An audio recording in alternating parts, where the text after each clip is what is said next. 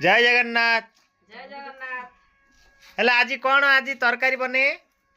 आज पनीर आलू बटड़ा पालक तरकारी करा ह आउ मसला जुगाड़ची बाटी एलिगिरी।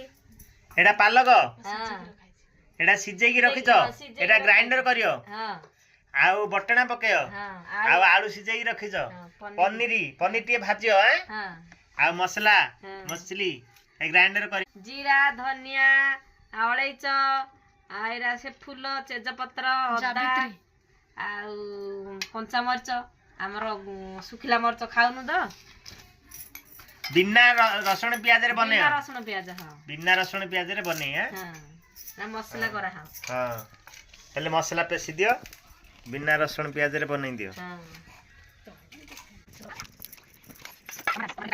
टमाटर भी ग्राइंडर कर दो मसला संगे हां ओ बहुत बढ़िया बनियो तरकारी भलो कलर आसियो तीनटा टमाटर पकेयो हां ओ काटी ग्राइंडर कर दियो हां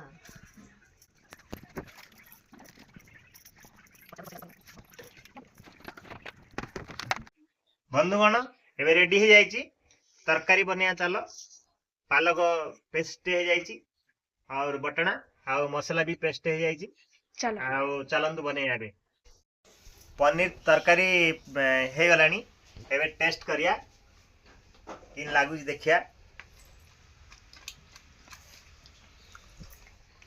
बहुत बढ़िया है। Thank you.